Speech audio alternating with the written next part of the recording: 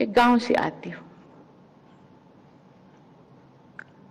हरियाली, शुरू से ही मैं हरियाली से परिचित थी। मैं जब छोटी थी, मेरे पिताजी ने, क्योंकि हम लोगों के पास कोई साधन नहीं था, लकड़ी से हम खाना बनाते थे। सूखे लकड़ी पिता माता चुन के लाते थे, आके फिर उसको घर पे भी उसको काटते थे, जलाने लायक बनाते थे। मैं रोज देखती थी, मेरे मन में प्रश्न उठता था, ये तो लाते थे यहाँ पर, क्यों फिर ये लकड़ी को चोट देते थे। मैं पिताजी को पूछा, ये तो सूखी लकड़ी, इसको अब क्यों फिर चोट देने से पहले पिताजी उसको नमन करते थे। मैंने बोलते सूखी लकड़ी, इसको नमन करने की क्या जरूरत है। उन्होंने बोले, ये अभी बूढ़ा हो गया, सूख गया, लेकिन जिंदगी भर ये हम लोगों को फल दिए हैं, फूल दिए हैं, हवा दिए हैं, पानी दिए हैं।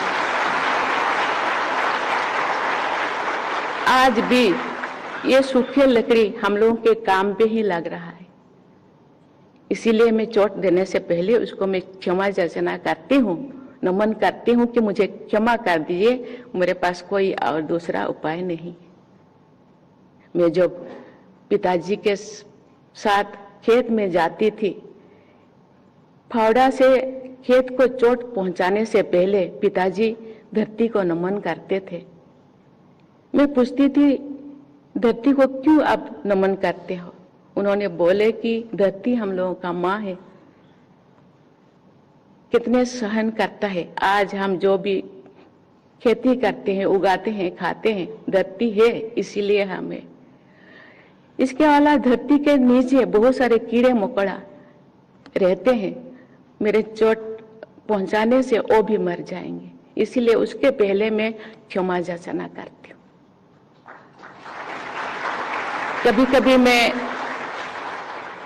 अभी जाती हूँ रोड पे, तो कभी मैं देखती हूँ कि बहुत सारे छोटे छोटे पहाड़ अभी गायब हो गया है, नहीं है।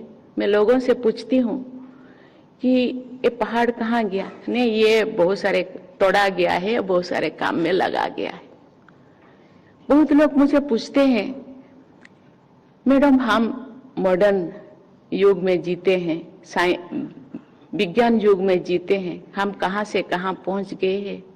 जिस चीज को हम बनाए नहीं, जिस चीज को बना नहीं पाते, उसको तोड़ते क्यों। पत्थर को आप बना सकते हैं। उस दिन में मेरे मन में जो वो लोग क्वेश्चन किए थे, मैं आंसर नहीं दे पाई। मुझे लगता है आज इस तरह के कॉन्फ्रेंस में उस तरह के आंसर को हम ढूंढे, क्योंकि जिस चीज को हम बना नहीं सकते, हम दूसरे कोई ऐसी चीजें ढूंढे कि जो हम लोगों का आवश्यकता चीजें है उसको हम भरपाई कर सके, विकास भी हो और विनाश को भी रोका जाए।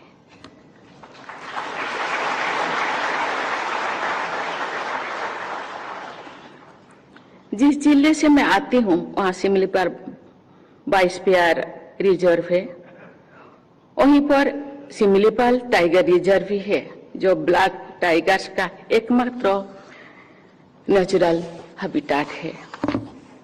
बायोडायवर्सिटी से मेरे सहज लगाव को अभिव्यक्ति करने का एक विशेष अवसर मुझे तो मिला था, जो वर्ष 2002 में मुझे ओडिशा की राज्य सरकार में department of fisheries and animal research and development का मंत्रालय मिला। मैंने अनेक लाइफ स्टॉक एड सेंटर स्थापित किए हैं। पशु पक्षियों के लिए संवेदना के साथ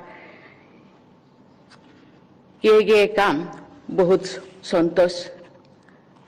मन को संतोष देती है। हमारे जनजातीय समुदाय के लोगों ने सदियों से प्रकृति के साथ समन्वय बनाए रखते हैं।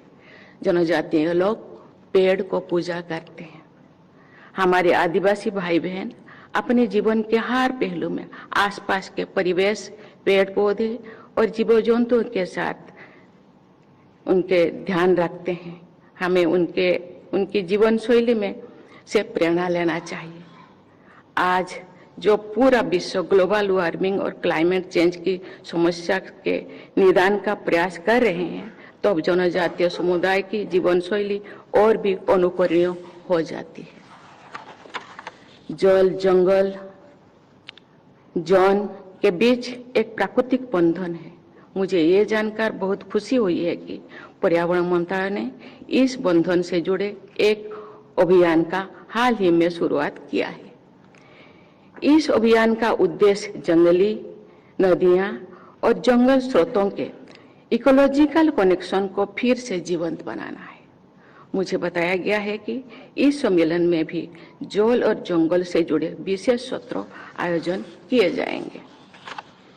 एनजीटी हमारे एनवायरमेंट एडजुडिकेटरी सिस्टम का अत्यंत महत्वपूर्ण अंग है। हमारे एनवायरमेंट मैनेजमेंट इकोसिस्टम से जुड़े सभी संस्थानों को तथा सभी देशवासियों को पर्यावरण संरक्षण और संवर्धन के लिए निरंतर प्रयासरत रहना चाहिए।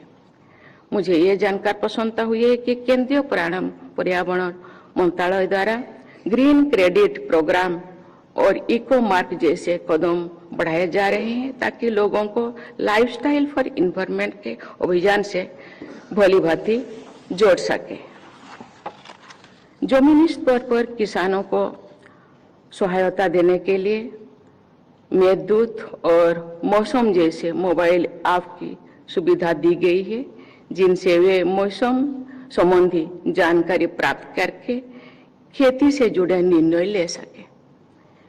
विगत अक्टूबर महीने में केंद्र सरकार ने देश की सभी ग्राम पंचायतों द्वारा उपयोग किए गए ग्राम पंचायत लेवल वेदर फोरकास्टिंग की व्यवस्था लागू की गई है।